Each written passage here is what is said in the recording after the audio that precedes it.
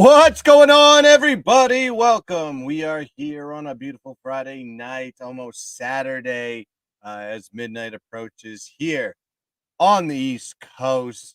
I am your host, Guns Picks, and this is the Breakin Ankles College Basketball Preview Show.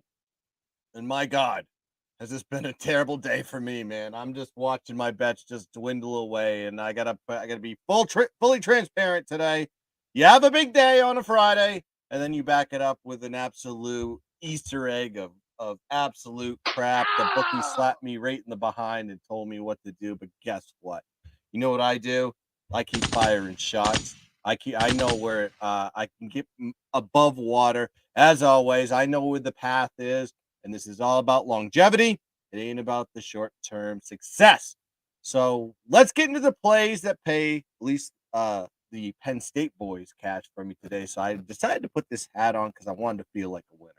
And God dang it, I do. As the chat starts to get alive, your boy in the chat, and as always, exactly coming in. Can we talk about Utah State game? Take Boise. That's what you do with that game. I think Boise, historically, they have covered the spread. They lost March 4th to Utah State. Utah State needed that win desperately, and they got it versus Boise State. And I think Boise State's going to be a little bit chip on their shoulder 6 days later, by the way. And I think it's a perfect spot in there. And your boy says Duke looks good. Duke looks scary good. Listen, I just got off the phone with my dad, and because we've been Duke fans forever, and we tried to like talk ourselves down a little bit to get not too excited about this Duke team because they're coming into their own. They're very talented. I think Filipowski, man, he's proven to be the leader of the team, and he's playing exceptionally well down the stretch. And you can't take out Roach, and you can't take out that whole entire lineup. Really, they're a young unit. They're scrappy. And I think they got John Shire's got those guys cooking right now, and I love it. I love it. I love to see it. And hell, let's see what the line's going to come out here as we see that UVA just dominated Clemson. But we're not here to talk about that game. No. We're here to talk about the early games because we're going to come back with the late games. Don't worry, we're going to bring that back tomorrow. But we want to talk about what's going to be happening early afternoon tomorrow. We're going to start this off right now, and we're going to talk Big Ten action here. And listen, oh my God, Ohio State. Did they just grow a team overnight? They're going to be playing Purdue on this one. Purdue, trying to keep that number one seed intact. I don't think they have anything to worry about currently. And I'm going to be taking the dog on this one. I'm going to be taking Ohio State +7. Listen, I know where Ohio State's coming from.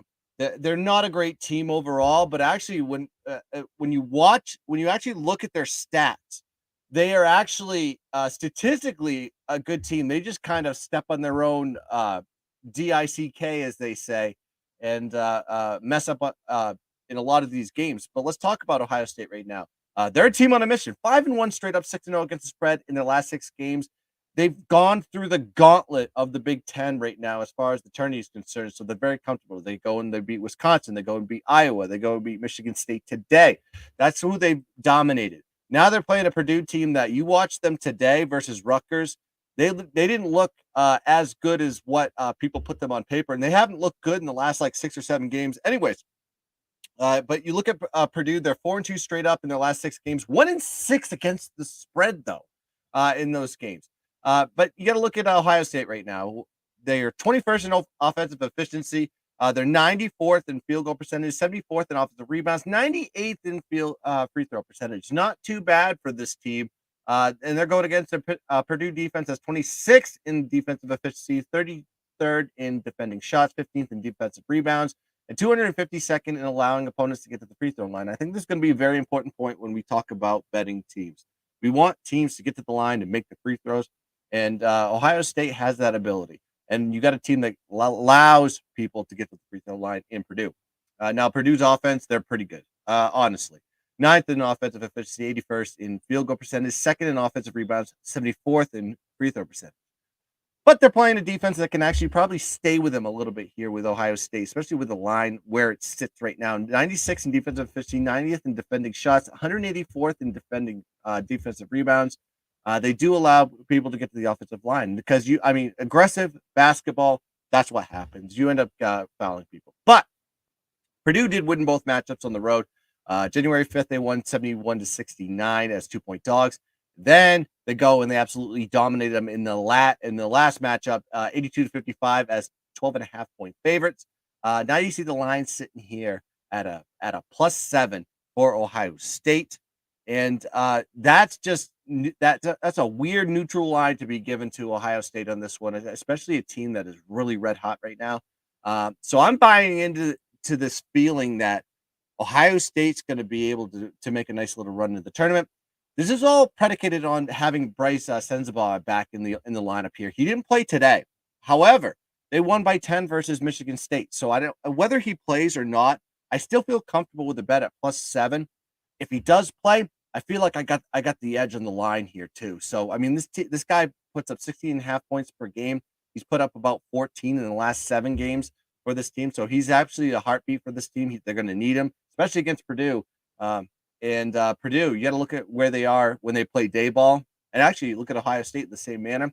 3-8-1 against the spread when they play the early games, and then you have Ohio State playing at 10-7 against the spread. So with all that being said, I'm going to be riding with Ohio State on this one. The Buckeyes to make a little run in the Big Ten tournament. 4 +7 as my first play of the night. Bang, bang, bang. As we got to get 5 people, you guys are watching me live right now on 11:30 Eastern Standard Time. I appreciate you, beautiful bastards. And hopefully, if you're watching me on Twitter and you're starting to chat, guess what? I don't see your chats because StreamYard doesn't allow that stuff to happen. You're going to have to come over to the YouTube channel on the Sports Wagering Network and hit the subscribe button and watch me there, buddy, because that is where we come to play. Let's go into the next game. And this is going to be another 1 p.m. Eastern Standard Time game here. And we're going to jump into some A10 action here. St. Louis versus VCU. Barclays Center, Brooklyn, New York, 1 p.m. Eastern Standard Time. Rolling with the dog again. There's going to be a little bit of a pattern here on this one. And I'm going to go with St. Louis +4 as a play. Listen, I know what St. Louis does. It's like they're kind of a tough team when it comes to covering on this one. But I'm going to get to that in a second. You have to pick them out from a situational standpoint. VCU 7-game win streak, 5-1 against the spread in the last 6. I can't deny what VCU's been doing lately. They're a red hot team, but St. Louis as of late, not too bad themselves. They're 6-2 straight up in their last 8 games, 3-1 against the spread in their last 4. So this is you got 2 hot teams going up against each other. Usually in those typical situations, I like to back the dog, just because I love getting points, man. I love backing dogs. Now you look at STL offense. 69th in offensive efficiency, 95th in field goal percentage, 95th in turnovers, 137th in offensive rebounding, 132nd on the charity stripe. Back that up with what VCU does well. VCU's got a good defense. They're suffocating. They're 16th in defensive efficiency, 32nd in defending shots, 5th in creating turnovers, 236 in defensive rebounds. So not a good rebounding team. I usually like to back the rebounding teams. I love second chance opportunities, especially with dogs. And I think STL does have that advantage here. But they're going to have to get past this VCU defense altogether that gets up in your grill. Now you look at VCU's offense. Not as great as you would think. 156 in offensive efficiency, 110th in field goal percentage. They turn over the ball. Very sloppy. 288th in turnovers, 178th in offensive rebounding. Not a good rebounding team, folks. And they are terrible on the offense, on the charity stripe. 237th in the country as far as making their free throws. I don't like that at all, folks. Why would you back VCU when you see a ranking like that? But when you look at St. Louis defensively, middle of the road, but they still match up well with VCU. 139th in defensive efficiency, 60th in defending shots, 334th in turnovers, which they're not a team that's going to be creating turnovers for you, granted, but they are 83rd in defensive rebounds. And they allowed teams to go to the charity stripe, 235th in the country. But that's okay when you're playing a VCU team that can't make their free throws. Now you look at the matchups. These 2 teams have already met both times. VCU won the game 73-65 as 3-point road dogs. They won, and 79-67 as 7-point favorites. So revenge factor leaning towards St. Louis. Also, got to look at this matchup in the last 8 games. The underdog is 6-2 against the spread in the last 8. So, with all that being said, I'm looking at these numbers, and I just believe when you look at the line correlation with VCU being a 7-point favorite at home, now you see this line dropping down to 4 on a neutral site. Both teams do play well on neutral sites, but I think St. Louis is going to have the advantage there. They're playing a little bit better on paper, and if you actually look at the shooting charts on that one, I think St. Louis is playing above their pay grade as far as their numbers are on the offensive side too. So that helps us as well as bettors, and I like St. Louis here +4 as play number 2. As we get back to the chat and Alfonso in the building. What's up, man? Let me give you a bang for that one. Oh, I meant to give you a bang. Sorry. Bang, bang, bang. Yeah, Michael's watching us. Sorry, I'm on my phone. I don't even know what you said. Oh, play gun. So just me. Oh, well, that's fine. Whatever. Play guns. So just me, or did every square hit? That is my problem, Michael. The squares won today. The squares like absolutely racked up, especially on these late evening games. And then now we're going into the 11:30 slate. I'm astonished with the capping that I've done today. I feel like I've just, I'm a natural contrarian overall, not always in some cases, especially if the line movement or the line correlation doesn't match what the public versus the contrarian angle is. But in this case, yes, I think the books took a whacking today from the public.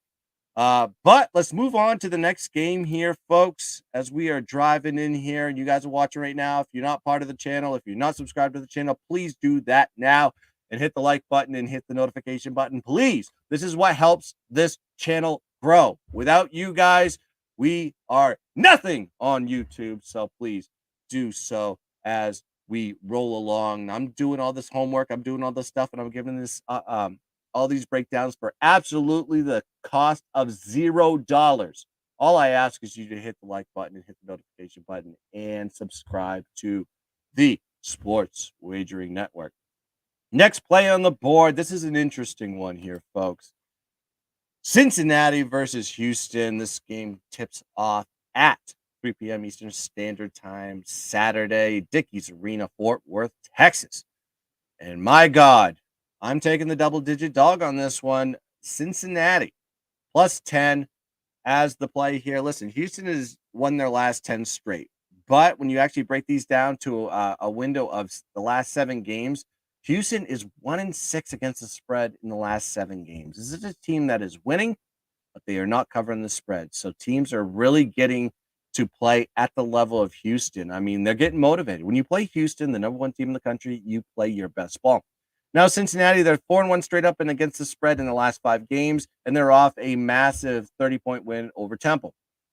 When you break these two teams down, it's really hard statistically because, quite frankly, I'll tell you this right now. Houston, statistically, from an offensive and defensive side altogether, they're the best team in the country as far as Ken Palm is concerned. But when you look, let's just talk about Cincinnati here. 45th in offensive efficiency, 86th in field goal percentage, 111th in offensive rebounds, 225th on the free throw line. Free throw line stuff does scare me, but I got 10 points to back me up here. And Houston has just really played to the level of their competition as of late. You saw it today with ECU. Houston defense, 4th in defensive efficiency, 3rd in defending shots, 140th of defensive rebounding. I thought this team would be a better defensive rebounding team, but I was kind of shocked that they're just middle of the road. On the offensive side, though, Houston is 11th in offensive efficiency, 51st in making their shots. But guess what? They can rebound the ball. They're 4th in the country as far as offensive rebounds is concerned. But Cincinnati's defense can really stay up with you. They're 65th in defensive efficiency, 46th in defending shots, and they're a better rebounding. And they can probably stick with you a little bit on the rebounding side, 139th in the country as far as defensive rebounding is concerned. Now, both these teams met twice. All right. The first meeting, Houston won 79 to. I'm sorry. The last meeting, Houston won 79 to 16, 75 to 69 as 14.5-point favorites at home. Now you're seeing this line. And then at the Cincinnati line, they did cover and beat Cincinnati in Cincinnati as 9.5-point favorites. And now you see this line sitting at 10. Like it's kind of just this weird line that I think that the advantage here is on the Cincinnati side. Plus, you got to look at Cincinnati. They know how to cover spreads, folks. They're 19-7 in the last 26 games overall, and they're 3-1 against the spread in neutral site games. I question the motivation for Houston just altogether. When you got a number one team, what else do you have to play for? What else do you have to prove? From a mental standpoint, from a coaching standpoint, what do you tell your kids to do? I was like, you play enough to win. Do you want to play on Sunday? Do you want to just have that team rest up and get ready for the Thursday or the Friday slate, wherever the committee puts you? I think Houston has nothing left to prove. I don't think there's any doubt in my mind that they're going to be the number one overall seed in the country. They're going to be sitting there at number one in the East. And really, you're getting 10 points here with Cincinnati versus Houston. And I think Houston's going to do probably just enough to get the dub. And you're going to see probably maybe a backdoor cover here. But I want to be on the dog side on this game. I think Cincinnati's got like 10 or 11 losses too. I didn't see even Cincinnati being talked in the conversation about making the NCAA tournament. And maybe, just maybe, in their brains, let's go out there and give Houston everything that we got. Maybe we get the W, maybe we don't. And if we do, my God, do we put something in, we raise some eyebrows with the committee that they need to be considering Cincinnati Bearcats to be in the tournament. But we'll see. We'll see what happens here. Cincinnati versus Houston. I'm going to be taking Cincinnati plus 10 as my third play of the night. As my camera goes nuts because I'm just firing shots across the bow. Oh, I love it when the camera is off. So bad. Oh, she's at Texas, Kansas tomorrow. That is going to be the game of the night. Hey, if you actually watched the Dad Bods episode where we previewed the conference tourneys with the Fade U crew of Joey Cheese and Hammer Poop himself, I did say, I think we basically collectively said this is going to be a Texas Kansas final in the Big 12. I mean, it's not really a shock, but you know what I'm saying. Going to my last pick of the night, okay? This is kind of an interesting one, and I really like the breakdown of this one because it kind of checks a lot of boxes for me, all right? Fordham versus Dayton. This is a game that kicks off at 3:30 Eastern Standard Time tomorrow. And they're playing in Brooklyn. They're playing at the Barclays Center. And I'm going to be going Fordham on this one, +6. Fordham's just kind of been that team that I feel like I figured out. Whether I'm fading them or I'm with them, it's kind of remarkable of how they're considered a dog when you actually look at their record. It's astonishing to me. But they're playing a Dayton team that I understand where they're coming from as well. But let's just break down these two teams all together and where they're standing currently. Dayton is 2-2 straight up and 1-3 against the spread in the last 4 games, and they're coming off a win versus St. Joseph's. All right. Fordham, on the other hand, 4-1 straight up and 3-2 against the spread in their last 5 games, and are off a win versus LaSalle. Now, when you break these two teams down from a KenPom standpoint, the one thing that I don't understand, and I think that's probably why they're a dog here, is Fordham doesn't really have an offense. I mean, they're 233rd in offensive efficiency, 287th in field goal percentage, 142nd in offensive rebounds, but they can make their free throws. They're 93rd in the country as far as that goes. But when you look at Dayton, they're 48th in defensive efficiency. They suffocate you in defending shots. They can test everything. 6th in the country as far as that goes. 103rd in defensive rebounds. So, yes, significant advantage here for Dayton as far as the defense goes. But when you actually break it down to the Dayton offense, Dayton's offense isn't really going to raise eyebrows here. They're 102nd in offensive efficiency, 49th in field goal percentage. They're 247th in turning over the ball. They turn the ball over, and they're very sloppy. 123rd in offensive rebounds, and they can't make free throws. They're 280th in the country as far as free throws on the charity stripe. When you look at the Fordham defense, actually much, much better statistics on that side. 75th in defensive efficiency, 23rd in defending shots. They're 45th in the country as far as getting to the boards, and they're 261st in allowing people to the free throw line. But that's okay. They're aggressive, and they're playing a team that can't make their free throws anyway. So who cares about Dayton getting to the charity stripe? Now, when you actually look at the I actually went down and broke down what Dayton did in the game versus St. Joe's. They only hit 36% of their field goals, 29% from the three. against a defense that was ranked 191st in defensive efficiency and 175th in defending shots. So they're going against a better defense here with Fordham, and you're getting 6 here, folks. I just think that this game is going to be a lot closer. It's going to be a lot gritty. It's going to be just one of those rock fight type of games that you like to see as far as old school Big East style, just low scoring, maybe like, how Wisconsin plays their ball in the the Big Ten. But when you actually look at Fordham, they did lose the first matchup for Dayton, 82-58. I mean, just absolutely crushed. That is stuck in their head going against Dayton here. They were 7.5-point home dogs in this situation. Now on a neutral court, home dog, I said they were 7.5-point dogs. Now they're playing on a neutral site and they're 5.5, 6-point dogs. I mean, come on. That's look at the line correlation. How is it that they are technically on the road and they're getting 6 when they had 7.5 at home? That strikes a red flag for me, and this is why I'm taking Fordham. Also, got to look at Fordham in their last 11 neutral site games. They're 9-2 against the spread. On the other side, though, Dayton 1-6 against the spread in their last 7 neutral site games. So I'm not saying that Fordham's going to win the game. I'm just saying they're going to cover the game. So that's why I'm going to be taking Fordham as my last play, +6 as play number 4. Slap your mama for that one, because that was an absolutely electric breakdown. Going back to the chat, and Alfonso agrees. Cincinnati it is. Yes, indeed, Reno.